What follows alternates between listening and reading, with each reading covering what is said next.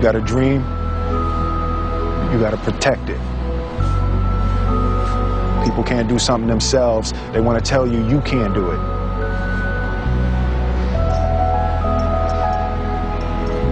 You want something, go get it.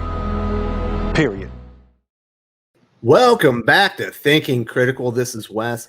I have a lot of viewers who are prospective comic writers or artists, and breaking into the industry can be kind of daunting. So I wanted to talk to somebody who's broken through that glass ceiling, and it is a paid professional artist in the comic book industry. How you doing, Tim Lim?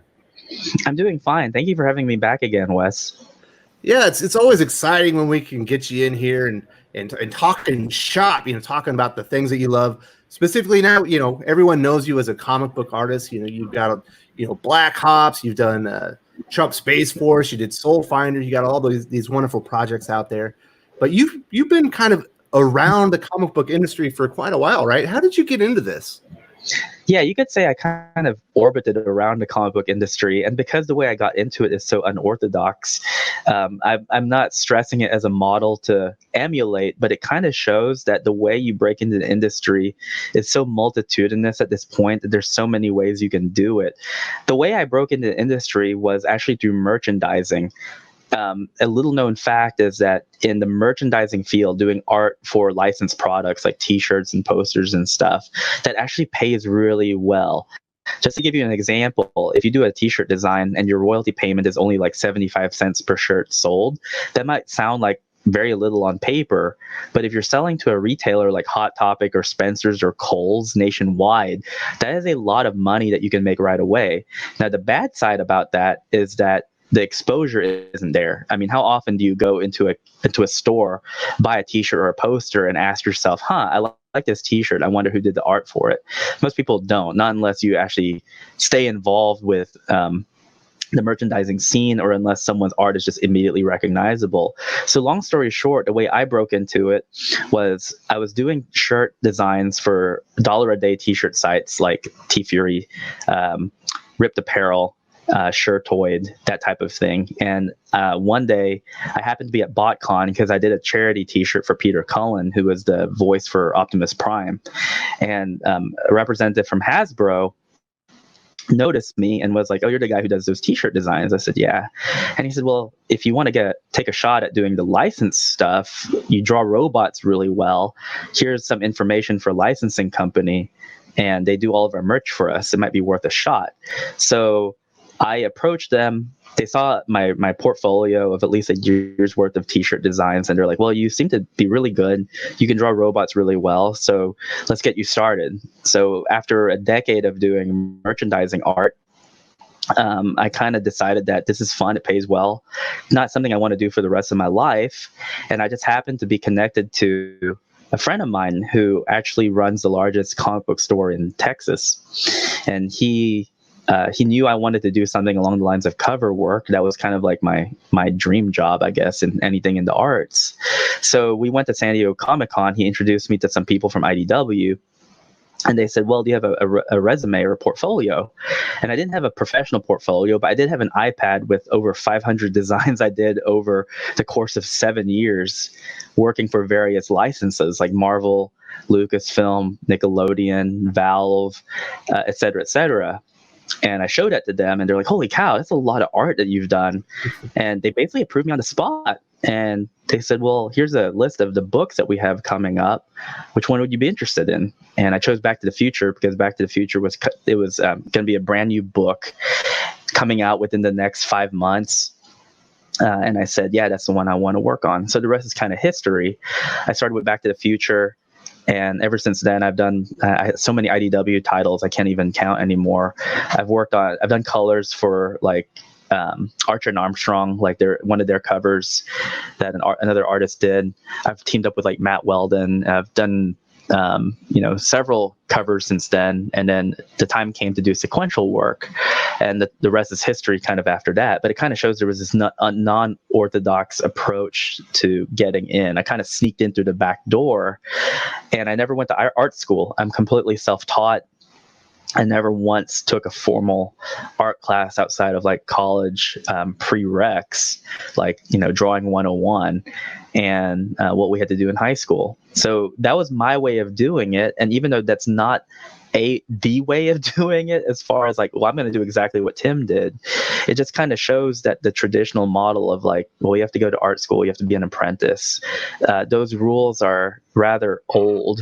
They still work, I think, to an extent, but that's not the only way to do it, so to speak.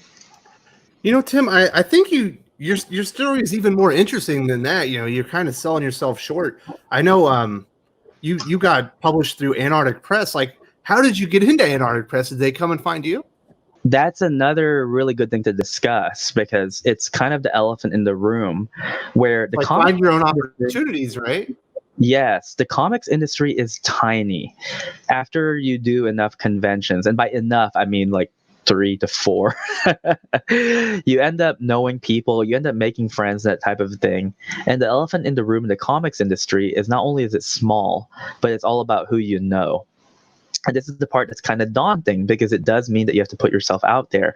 I kind of lucked into the Antarctic Press gigs because a friend of mine who I had met at a free comic book day event in San Antonio, he just happened to land a gig with Antarctic Press doing some work for them. And the time came where he said, have you ever thought about doing a sequential book? And I said, no, it's not really something I was ever interested in. And he said, well, I vouch for you with Antarctic Press. They've seen your work. If you were to do a book, they would pretty much just give you carte blanche to kind of do what you want, assuming that it's like a family-friendly title. And so I approached Mark, and this was after we did our political humor book, Thump the First 100 Days. And I said, hey, this opportunity has kind of been presented to us to work on a book. And I know I've never wanted to do one, but this could kind of be fun if we did it. And so we did My Hero Macadamia, sent it to them. They were the only ones doing kind of Trump parody books at the time, and they approved it. And so that whole situation, there was no process to it. It was just about who I had met in the industry, who just happened to sneak into that job. And you kind of see that a lot of times. And that's one of those situations where it's frustrating to people, because they want something that's more structured. They want the formal approvals process, when in reality, there's 2 things that are happening at any given time. One, you have people actively going to conventions and trying to find reps for different companies and trying to ingratiate yourself. And that's good. That shows grit, initiative, perseverance.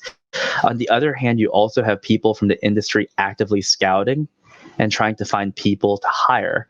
So they're going to places like Tumblr, like ArtStation, like Deviant Art, trying to find the talent out there. So the way that it's working right now is this formal idea of an approvals process or portfolio review. It is still in place, but it's not the only way of making it happen. So you would advise, prospective artists or writers, when you're talking, when you're out at a convention, put your best foot forward out there. Don't be being rude to people. Make the best impression you can make, because you never know who you're talking to, and you never know what opportunity is just around the corner. Correct. And especially, let's say you're an artist, I would recommend that if you have a convention in your city that's at least the biggest one you can think of. If you're an aspiring artist and you want to break into the industry, buy a table. Typically, your tables are going to run anywhere between $100 to $300, depending on the venue. And you can recoup that money very quickly just from a handful of sales. Even with just one commission, you're going to make that money back. Set up at that convention and make sure to show up early so that you can set up and be there all the time, because there's a very good chance that you're going to be in an artist alley with professionals in the industry. And that's a very good way of breaking the ice, because we end up all talking to each other. Like, you're seeing these people for at least 2 days straight. You're seeing them in the morning before the convention opens. You're seeing them during the setup, and you're seeing them at the breakdown. You're going to have conversations with people. Those people are going to see your art, and you end up opening venues of communication where you can potentially make a connection there, and they can refer you to the necessary people who can get your foot in the door.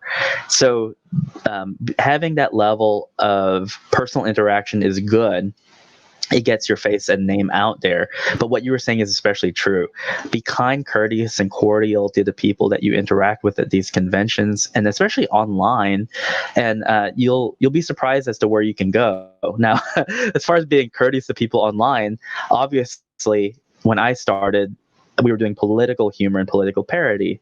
That obviously will kind of cut off part of your market because of the nature of the work that you're on. But that doesn't mean that you can't just be congenial to people, even who disagree with you. So people who might not agree with me politically, who have met me at conventions or who know me or have tried to talk to me online, I have done my utmost to be very reciprocal to them in terms of courtesy. I haven't been perfect at it because obviously politics is going to be heated. There's going to be some mudslinging going on. But at least in the last 2 years, I've done my best and a lot of times gone out of the way to make sure that I present myself well, especially since after being published by Antarctic Press, I feel like I need to put on a good face for them. I think we've all heard the story of Todd McFarlane where he went in through the submission process like 300 times from Marvel before he actually got a callback and got accepted. Maybe it wasn't just Marvel. I think it was throughout the industry, but he was sending it out every day. It's a new era from there. How is it that people can take advantage of technology and being prepared, to try and find that opportunity? The best thing that you can do is make sure that you are available on at least 3 or 4 social media platforms. At this point, I would suggest Facebook, and don't set up a page. That's a mistake that I made. I set up a page for my art, which at the time, which was almost a decade ago, it was actually a lot of fun because the page, you could kind of create it as its own separate entity. The only problem with it is over time, Facebook found a way to monetize pages. So right now, my Facebook page, I think it's sitting on about 14,000 followers, but they have it throttled. So unless I pay Facebook money, they're not going to show my posts. So I'll post like a new piece of art on there. And the first thing Facebook will do is say, hey, boost this post for $5. Right now, only 20 people are seeing this. Whereas a lot of my friends who kind of held back and just said, you know what, I'm just gonna post my art on my personal page. They're always being seen. They're always being shared. So Facebook is a big platform.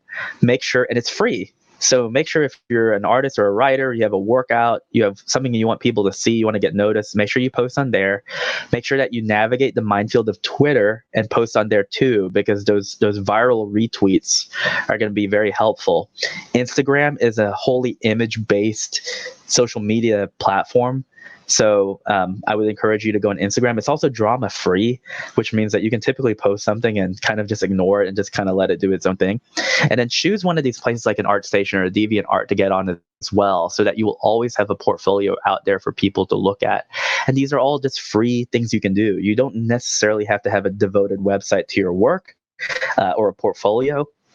But you have to take every opportunity that you can, that it makes it very easy for people to access your work. In fact, right before we started to stream, you were talking about an artist that you had recommended who is from the area where you live.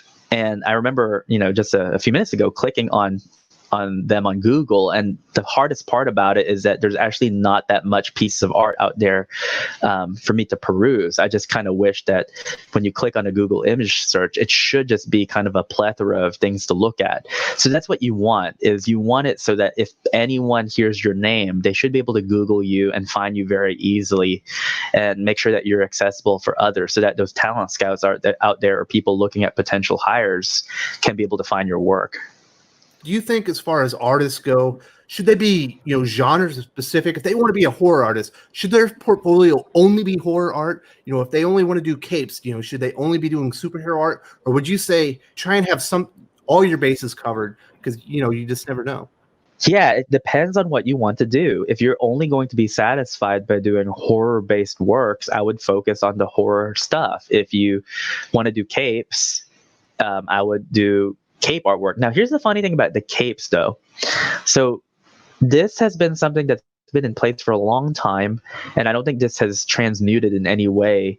But Marvel and DC, whenever they hire their artists to do superhero work, they don't want to see just your superheroes. They want to see that you can draw other things too, like detailed backgrounds, animals, architecture, forestry, things of that nature. They want more versatility in their artwork, because regardless of the nature of the thing that you're working on, whether that be Superman or Captain America, Batman or Spider-Man, you are going to have to draw the things that you don't want to draw, because not everything is an action scene. Not everything is a guy in tights. So versatility and the ability to draw a multitude of things and showcase that is going to help you more than hurt you. I think when it comes to horror, that might be a little bit more forgiving in terms of the limitation of your scope. But I think that as an artist, it's always a good idea to draw more of the things that you don't necessarily want to, and offer more to show, because people are going to want to see that you can draw a lot of things. That shows that you're very flexible in terms of a situation that might arise where you need to do something or draw something that is going to be seen by more people and depict a number of situations. It reminds me of some of these Transformers comics I used to read in the 90s. They would hire these very technically proficient artists who could draw robots very well.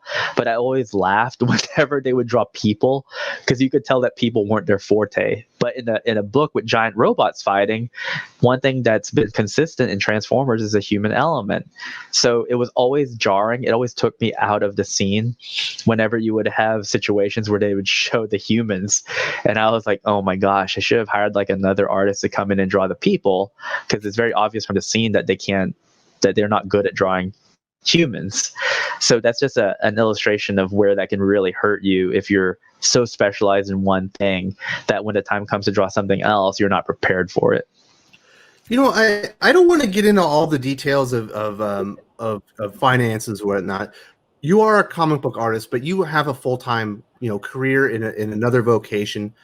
For artists or prospective artists out there that maybe want to go in, they want to be like a full-time artist, full-time writer. Is that really feasible in today's market? If you're not in DC, if you're not in Marvel, is there a lot of money out there to be made? Yeah, absolutely. And not just that, but it's also at a position where starting out as a hobbyist is not a bad thing, because it means that you have more control over your workflow. You're already being kind of tampered down by your outside work, which means that you have to have better time management skills. You have to know when your deadlines are, because you're essentially the boss of yourself. And in a way, I feel like, and this isn't applying to anyone, so please no one take this out of context or cut it out and chop it up into another piece of audio. But it also makes it so that I feel like you're more personally responsible for yourself in terms of making those deadlines and getting the work done on time. And it also means that I think you have more passion for it, because it's a hobby. It's something that's fun to you. It's not something that you're doing just to get a paycheck. And in the case of my co-writer and myself, that's definitely the case, where yes, it's good to be compensated for the time that you spend working on something, but you're also not using it as your bread and butter. That can definitely be your stepping stone into working in industry, and maybe, just maybe, leaving behind your career, because the career that you set for yourself as far as the arts is concerned is more lucrative. I mean, myself personally, it was funny because I did this interview a few years ago with Tom Wen, and Tom Wen, myself, and Jim Lee have something in common. We all went into the medical field at some point. And in the case of Tom and in the case of Jim Lee, they left the medical field to kind of focus on art full time. Same thing goes for Frank Cho. In the case of Jim Lee and Frank Cho, they were actually going to go to medical school. And to the chagrin of their parents, they ended up choosing an art field completely, as opposed to medicine. And Tom Wen was kind of in the same position. I have remained in the medical field, at least as far as my licensure is concerned, making sure that my own doctorate is not being put to waste. So it just goes to show that there's a new paradigm in terms of people who want to do this as just a hobby. Now, focusing on like writers, for example, you have John Della Rose, who's a full-time, he does another job full-time, but he writes as a hobby and he's doing very well for himself. You got guys like Brian Ball, another writer who's an active person in the military. And he has one of the most successful independent titles out there, Rags, which has a very, very sustainable Patreon model at the moment. So there's ways of doing it that don't involve necessarily going into it whole hog. You can definitely be a hobbyist and a part-timer and do very well for yourself. Tim, I really appreciate we covered a lot of ground. Is there something else that maybe I missed or that you really wanted to tell the viewers, if they've been thinking about maybe taking the leap and become a professional, comic book artist or a writer, that they should be looking out for, or something they should take advantage of? I would just say that it boils down to two things: the strength of your portfolio. And by portfolio, I don't mean something that's very formal. I just mean that your body of work, it needs to be strong, because a lot of times nowadays, they're not really caring about where you're coming from. They're caring about what you can do. Make sure that that's strong. And the second thing is get out of your shell and network, whether that be on social media or at conventions in a physical presence. You have to have yourself out there presentable and accessible. These are the two things, the two kind of winning factors that you have to have in play. And eventually someone will notice you and notice your work if it's good enough and if it's of quality. Going back to our friend Brian Ball here, that's actually what happened with him. He actually approached me to work on his cover for his first issue of Rags as a variant. And since then, he and I have remained very good friends, and he still hires me on a pretty consistent basis to work for him. So it can happen to anyone. I mean, heck, if it happened to me, it can happen to you. You know what, Tim? Thank you so much. I really appreciate this. And I think a lot of people are going to really enjoy your story and these tips, and maybe get inspired, and maybe move forward with that dream that they've been thinking about and just didn't know what to do. Thanks a lot, buddy. Absolutely. It's the Wild West out there as far as the arts is concerned. So saddle up and just enjoy the ride. If you enjoyed this video, please give it a like. I would appreciate it very much. It helps us attract more views for the channel. Subscribe for future commentary, comic book news, and reviews. And don't forget to ring the bell for notifications. If you want to talk comics, movies, and much, much more, you can follow me on Twitter at Wes_from_TC. With that, Salamat Po, and I'm out.